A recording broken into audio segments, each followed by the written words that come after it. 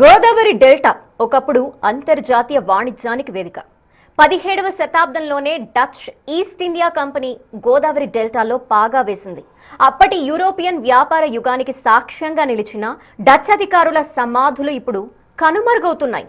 పాలకొల్లు పట్టణ నడిబొడ్డున ఉన్న కోట్ల విలువైన చారిత్రక సంపదని కేటుగాళ్లు కబ్జా చేస్తుంటే ప్రభుత్వ శాఖలు నిమ్మకి నీరెత్తినట్టు వ్యవహరించడానికి గల కారణాలేంటి? అసలు ఆ సమాధుల కథ ఏంటి? ఆ ఆక్రమణకు అండగా నిలుస్తుందెవరు?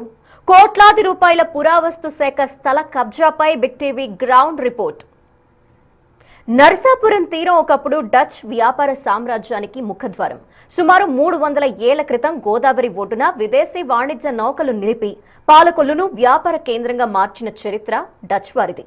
ఆ కాలంలో ఇక్కడ మరణించిన డచ్ అధికారులు సైనికుల కోసం క్షీరరామలింగేశ్వర స్వామి ఆలయం అనుకుని ప్రత్యేక సమాధులు నిర్మించారు. సుమారు 50 ఏళ్ల క్రితం పురావస్తు శాఖ జరిపిన తవ్వకాల్లో 8 నుండి 10 అడుగుల పొడవున్న ఆజానుబాహుల కళేబరాలు లభ్యం కావటం అందరినీ ఆశ్చర్యపరిచింది. స్థల ప్రాముఖ్యతని పురావస్తు శాఖ 1966లోనే 36 సెంట్ల భూమిని రక్షిత ప్రదేశంగా ప్రకటిస్తూ గెజెట్ నోటిఫికేషన్ సైతం విడుదల చేసింది.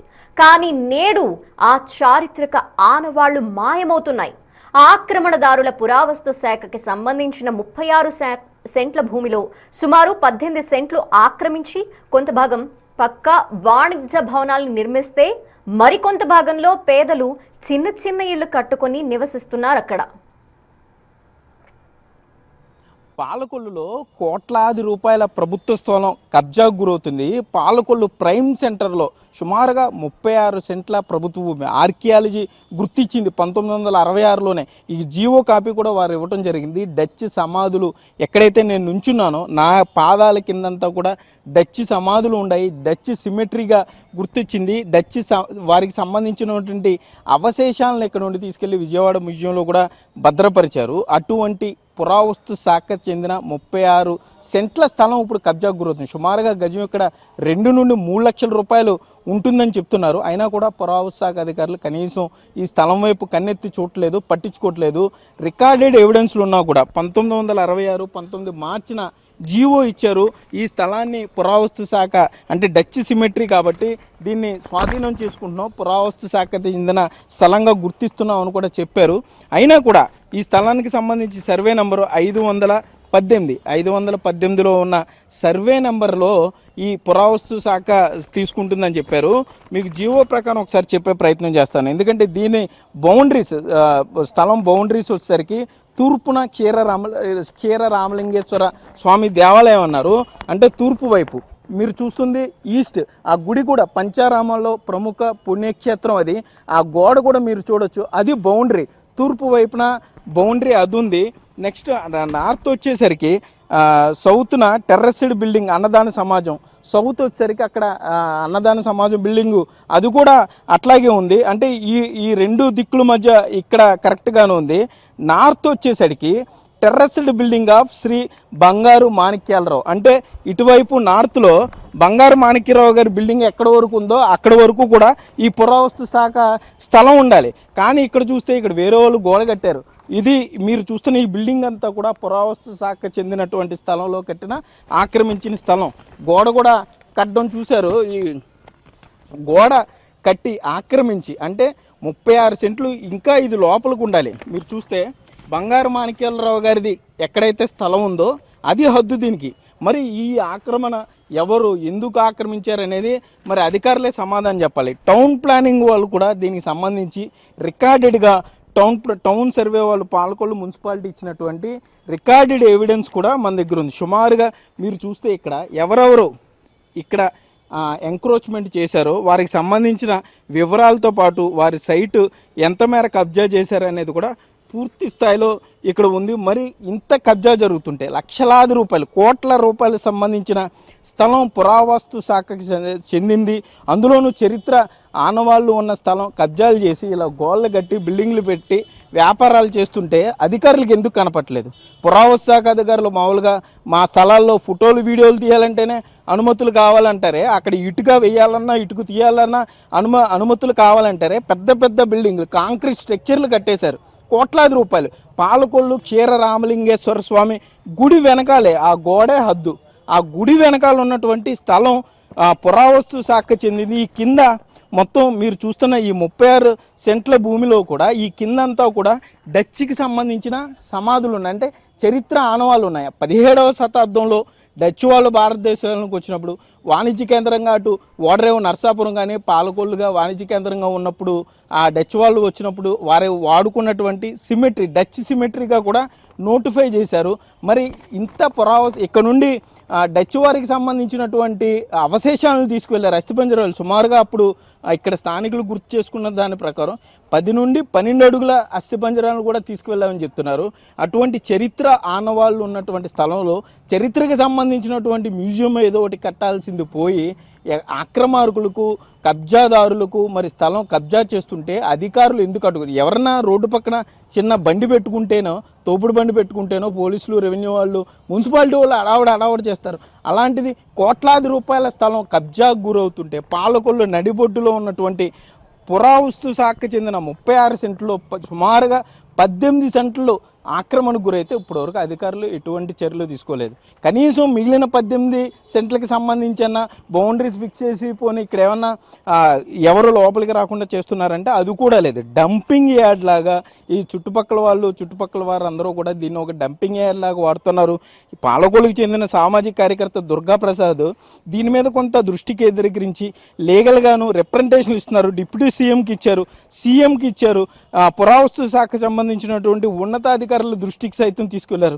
అయినా కూడా ఈ స్థలం మీద వారు ఎందుకునో మరి సీతకన్ను వేశారని చెప్పారు. మరి కబ్జాదారుల నుండి మరి వారి మీద అంత ప్రేమ ఎందుకు వచ్చింది పురావస్తు శాఖ అధికారులకు అనేది వారే చెప్పాలి. మరి పురావస్తు శాఖ అధికారులు ఇప్పటికన్నా ఈ స్థల పరిరక్షణకు కట్టుబడతారా, లేకపోతే ఈ స్థలం కూడా మిగిలిన 18 సెంట్లు కూడా కబ్జాకోరల్లోకి వెళ్ళిపోయిన తర్వాత మేలుకుంటారా అనేది వేచి చూడాలి.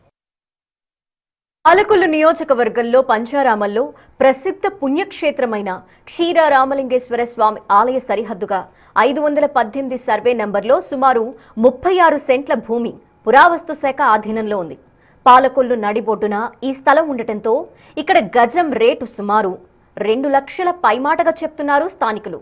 నిబంధనల ప్రకారం పురావస్తు శాఖ భూమిలో ఎటువంటి నిర్మాణాలు చేపట్టకూడదు. కానీ ఇక్కడ కబ్జా చేసిన భవనాలకు విద్యుత్ మీటర్లు, ఆక్రమిత నిర్మాణాలకు పన్నులు వేస్తున్నారు అధికారులు. పాలకొల్లుకు చెందిన సామాజిక కార్యకర్త బెజవాడ దుర్గా ప్రసాద్ సుదీర్ఘ పోరాటంతో యంత్రాంగంలో కొంత కదలిక వచ్చినప్పటికీ కబ్జాలు నిజమే అని మున్సిపల్ రెవెన్యూ అధికారులు నివేదిక ఇచ్చినప్పటికీ ఆక్రమణల్ని తొలగించడంలో మాత్రం మీనమేషాలు లెక్కిస్తున్నారు అధికారులు. కోట్లాది రూపాయల ప్రభుత్వ భూమి పాలకొల్లులో కబ్జాకు గురవుతుంటే అందరూ నిమ్మకు నీరెత్తినట్లు ఉండిపోయారు. కానీ ఒక సామాజిక కార్యకర్త మాత్రం ముందుకు వచ్చి ప్రభుత్వ భూమి పెద్దల పాలు కాకుండా కబ్జాదారుల కోరలోకి వెళ్లకుండా కాపాడే ప్రయత్నం చేస్తున్నారు. సామాజిక కార్యకర్త దుర్గాప్రసాద్ మనతో ఉన్నారు.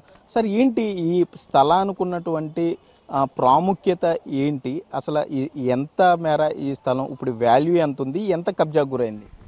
ఇది నాకు తెలిసినంత వరకు మా చిన్నతనంలో ఇక్కడ ఒక ఛాంబర్స్ కాలేజ్ అని చెప్పేసి ఒక పాలకొల్లులో ఉన్నటువంటి ఛాంబర్ ఆఫ్ కామర్స్ వారితో కొనసాగిన ఛాంబర్స్ కాలేజ్ ఒకటి ఉండేదండి.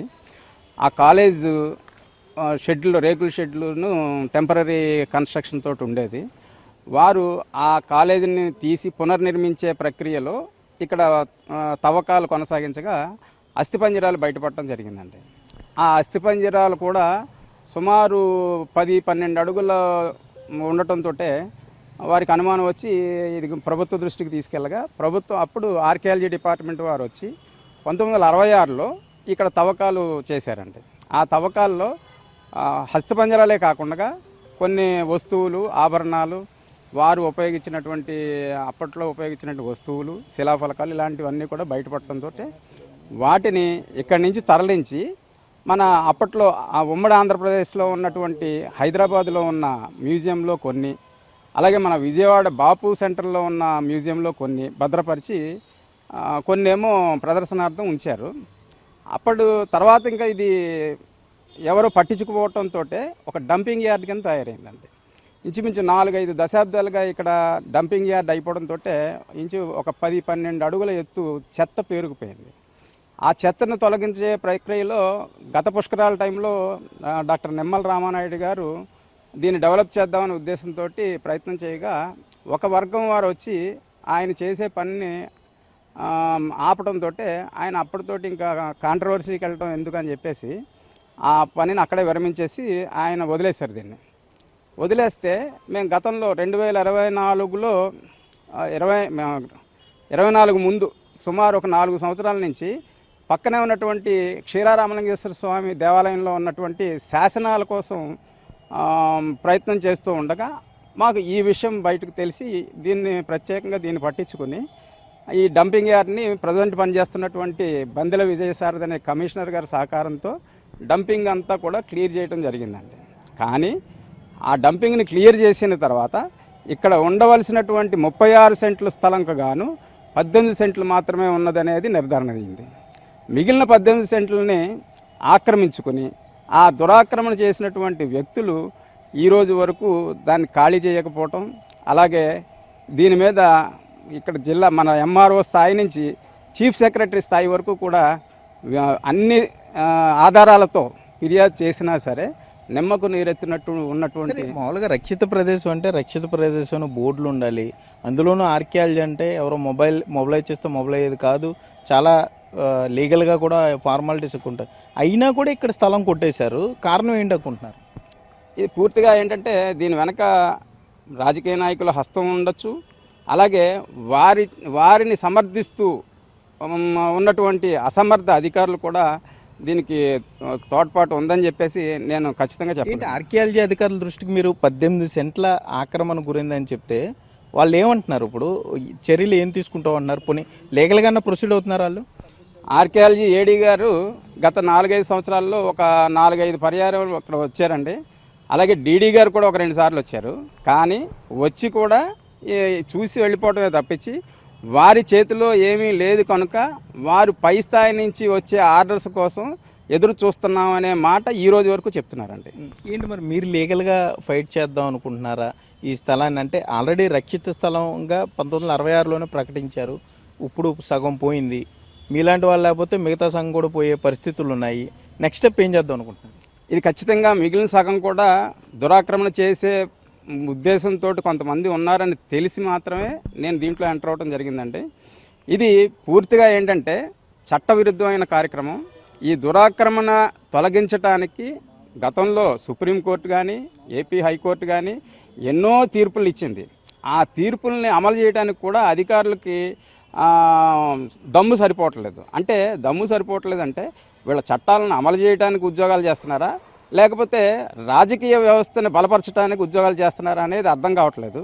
కానీ దీని మీద మాత్రం ఖచ్చితంగా గతంలో ఇచ్చిన సుప్రీంకోర్టు మరియు హైకోర్టు యొక్క తీర్పుల్ని ఆధారంగా చేసుకుని ఎవరైతే బాధ్యులైన అధికారులు ఉన్నారో వారందరి మీద కోర్టు ధిక్కరణ కేసులు మేము ఫైల్ చేయడానికి సిద్ధంగా ఉన్నాం. ఓకే, మనం చూస్తున్నాం ఇప్పటికైనా ప్రభుత్వ స్థలాన్ని కాపాడంటే అంటూ సామాజిక కార్యకర్తలు పోరాడుతున్నారు. 36 సెంట్లో 18 సెంట్లు ఆల్రెడీ ఆక్రమణకు గురైంది. కబ్జాదారులు మిగిలిన 18 సెంట్ల వైపు ఆశగా చూస్తున్నారు. వారి ఆశలు నెరవేరనివ్వం. ఎవరైతే అధికారులు కొంత నిర్లక్ష్యంగా ఉన్నారో వారి మీద చర్యలతో పాటు ప్రభుత్వ భూమి ఆర్కియాలజీకి సంబంధించిన చరిత్రకు ఆనవాళ్లుగా ఉన్న ఈ డచ్ సమాధుల స్థలాల పరిరక్షణకు కట్టుబడి ఉంటామని కూడా సామాజిక కార్యకర్త దుర్గాప్రసాద్ చెప్పే పరిస్థితులు అయితే ఇక్కడ ఉన్నాయి. పురావస్తు శాఖ భూమిలో దర్జాగా కబ్జా చేసి కొంతమంది వ్యాపారులు లక్షల రూపాయలు సంపాదిస్తున్నారు. మరికొందరు పేదలు ఎన్నో ఏళ్లుగా ప్రభుత్వ స్థలంలో ఇల్లు కట్టుకుని నివసిస్తున్నామంటున్నారు. ప్రభుత్వాలు మారినా తమకు ఇల్లు కేటాయించకపోవడంతో ప్రస్తుతం మార్కెట్లో స్థలాలు కొనుక్కునే అంత డబ్బు తమ దగ్గర లేకపోవడంతో తమ తాతల కాలం నుంచి ఉంటోన్న చిన్న ఇంట్లోనే కాలం వెళ్లదీస్తున్నట్టు చెప్తున్నారు వారు. సుమారు 12 కుటుంబాలు ఆక్రమిత భూమిలో నివాసాలు ఏర్పాటు చేసుకుని పాలకొల్లు మున్సిపాలిటీకి పన్నులు కడుతున్నామని, కరెంటు బిల్లులు కడుతున్నామని చెప్తున్నారు. పురావస్తు శాఖకు సంబంధించిన 518 సర్వే నంబర్లో ఉన్న స్థలంలో 18 సెంట్లు ఇప్పుడు 18 సెంట్లు ఖాళీ స్థలం ఉంటే మిగిలిన 18 సెంట్లలో ఒక 11 కుటుంబాలు కాపురం ఉంటున్నాయి. పేదలు ఎప్పటి నుండో ఉన్నామని చెప్తున్నారు. ఇది కొంత భాగం అయితే మరికొంతమంది వ్యాపార సముదాయాలకు సైతం కట్టేశారు. దుకాణాలు పెట్టుకుని అద్దెలకు ఇచ్చి ఆ అద్దెల నుండి వచ్చే లాభాలను ఆర్జిస్తున్నారని చెప్పుకోవచ్చు. మరికొంతమంది మీరు చూస్తే ఇట్లా చిన్న చిన్న ఇళ్లను కట్టుకుని సుమారుగా 11 నుండి 12 కుటుంబాలు తమ పిల్లలతో నివాసం ఉంటున్నారని చెప్తున్నారు. ఎప్పటి నుండో తరాల నుండి కూడా ఇక్కడే ఉంటున్నామని చెప్తున్నారు. వారిని కూడా మాట్లాడించే ప్రయత్నం చేద్దాం. అమ్మ, ఏంటి నీ పేరేంటి? ఇక్కడ ఇది గవర్నమెంట్ సైట్ అంటున్నారు, మరి నువ్వు ఎప్పటి నుండి ఉంటున్నావు ఏంటి? మా అమ్మగారి కాలం నుంచి ఇక్కడే ఉంటున్నామండి. మా అమ్మగారి కాలం చేశారు, మేము ఉంటున్నాం. మా పిల్లలు కూడా మేము ఇక్కడే ఉంటున్నామండి. అంటే మరి ఇది ప్రభుత్వ స్థలం అంటున్నారు కదా, తెలీదా నీకు? అంటే ఎప్పటి నుండి, అంటే ఎన్ని సంవత్సరాల నుండి ఉంటున్నావు? 70 సంవత్సరాల పైన అవుద్దండి. మా అమ్మ మేము ఇక్కడే పుట్టి ఇక్కడే పెరిగి మాకు అన్ని ఇక్కడే అయిపోయినాయండి. మీరు? మా అమ్మమ్మల కాడి నుంచి ఇక్కడే ఉన్నామండి. మరి మాకు మా అమ్మలు ఇక్కడ మమ్మల్ని కని పెంచి ఇక్కడే పెళ్ళిళ్ళు చేసి ఇక్కడే వాళ్ళు చనిపోయారండి. మేము మా పిల్లలేమో మేము ముసలాళ్ళు అయిపోయాం. మా పిల్లలేమో రేపో మాప పెళ్ళిళ్ళు చేసే వయసు వచ్చింది మాకు.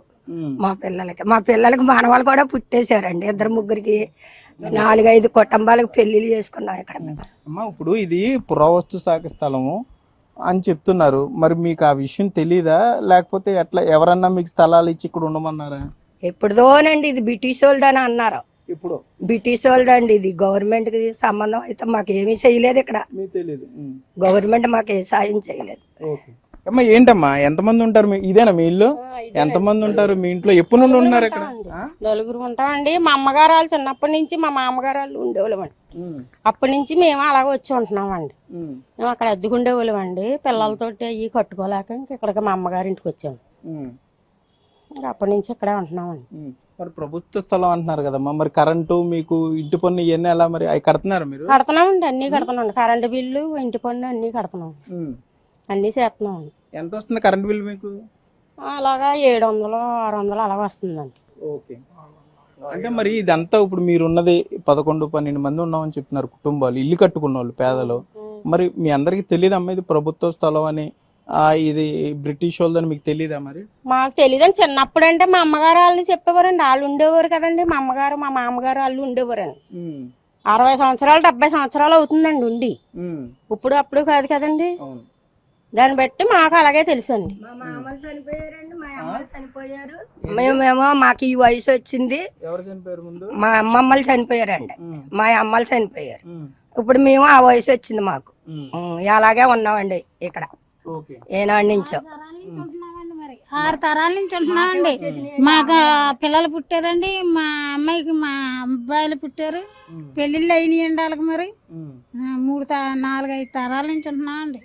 6 తరాలు అయిందండి వచ్చి. మనం చూస్తున్నాం ఇక్కడ ఈ 5 పాలకొల్లు పట్టణానికి పురావస్తు శాఖ సంబంధించినటువంటి ఈ సర్వే నెంబర్ 518లో టౌన్ ప్లానర్ ఇచ్చిన దాని ప్రకారం 18 సెంట్లు ఖాళీ స్థలం ఉంటే మిగిలిన 18 సెంట్లు పేదలు కొంతమంది, అంటే ఇప్పుడు 60-70 ఏళ్ళ నుండి తల్లిదండ్రులు ఉన్న, ఇంకా ముందు నుండి కూడా నివాసం ఉన్నామని చెప్తున్నారు వారు.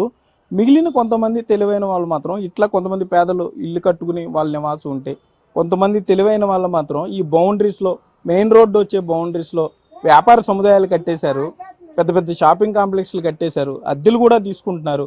ఆ లాభాలు ఏం చేస్తున్నారు అనేది కూడా ప్రశ్న. మరి చిన్న బండి పెట్టుకుంటేనే అక్కడ రోడ్డు మీద తీయించేస్తారు, ఇంత పెద్ద వ్యాపారాలు నడిపిస్తున్నారు. మరి పురావస్తు శాఖ ఏం చేస్తారు?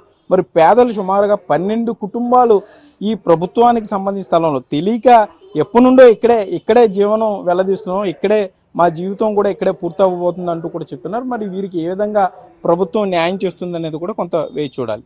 ఇబ్రహీం భాగ్యరాజ్తో సాగర్, బిగ్ టీవీ, పాలకొల్లు నుండి. చరిత్రని కాపాడుకోవాల్సిన బాధ్యత మనందరిది.